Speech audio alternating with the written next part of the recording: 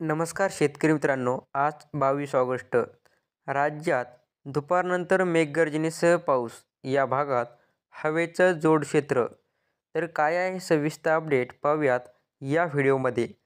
तर आपण काल झालेल्या पावसाची नोंद देखील पाहणार आहोत आपण. मराठवाडा आणि विदर्भात पावसाची नोंद. छत्रपती संभाजीनगर, बीड, बुलढाणा, अकोला, वाशिम, यवतमाळ, वर्धा, नागपूर, भंडारा आणि गोंदिया जिल्ह्यामध्ये पावसाच्या हलक्या पावसाची नोंद देखील झाली आहे. तर आता पाहूयात आज दुपारनंतर नेमकं कोणत्या जिल्ह्यात जोरदार पावसाची शक्यता आहे आणि कशामुळे हा पाऊस वाढणार आहे. पुढील 2 ते 3 दिवस पावसाचा जोर वाढण्याचा अंदाज आहे. या प्रणालीमुळे कोकण आणि घाटमाथ्यावर पावसाचा जोर पुन्हा वाढण्याची शक्यता आहे. तसेच बंगालचा उपसागर एक नवीन कमी दाबाचे क्षेत्र तयार होण्याची शक्यता आहे, जे पश्चिमेकडील सरकत पावसाच्या प्रमाणात वाढ होण्यात अपेक्षित आहे.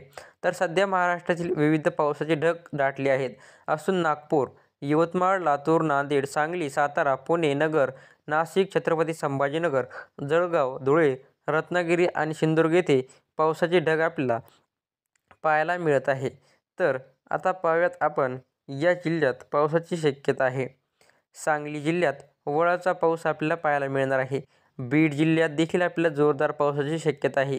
अंबेजोगाई आणि पालघर जिल्ह्यात देखील या ठिकाणी देखील मध्यम तर काही ठिकाणी जोरदार पाऊस राहील. तर आज दुपारनंतर आपल्याला किंवा संध्याकाळी मराठवाड्यातील काही भागात आणि विदर्भाच्या आसपास भागांमध्ये ढगांचे एक जोडक्षेत्र निर्माण होण्याची शक्यता आहे. या भागांमध्ये पावसाचा जोर वाढेल. चक्राकार वाऱ्याच्या परिणामामुळे दक्षिण मध्य महाराष्ट्रातील वळवाचा पाऊस किंवा गडगडाटी पावसाची शक्यता आहे.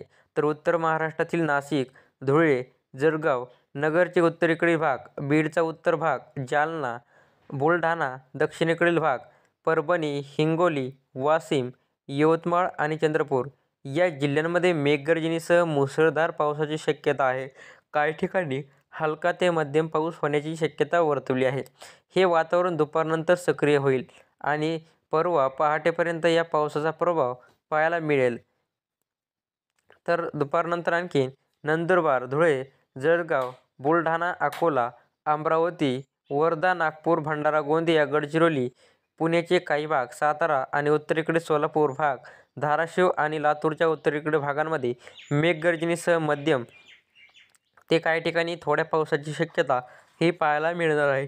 पालघर, ठाणे, रायगड, रत्नागिरी, पूर्वेकडील घाटाच्या भागामध्ये, सातारा जिल्ह्याच्या दक्षिणेकडील भाग, कोल्हापूर, सांगली, सोलापूर, दक्षिणेकडील भागात, धाराशिव, दक्षिणेकडील भाग, सिंधुदुर्गच्या काही भागांमध्ये जोरदार पावसाची शक्यता आहे. असेच नवीन अपडेट मिळवण्यासाठी आपल्या चॅनलला सबस्क्राईब करा. धन्यवाद.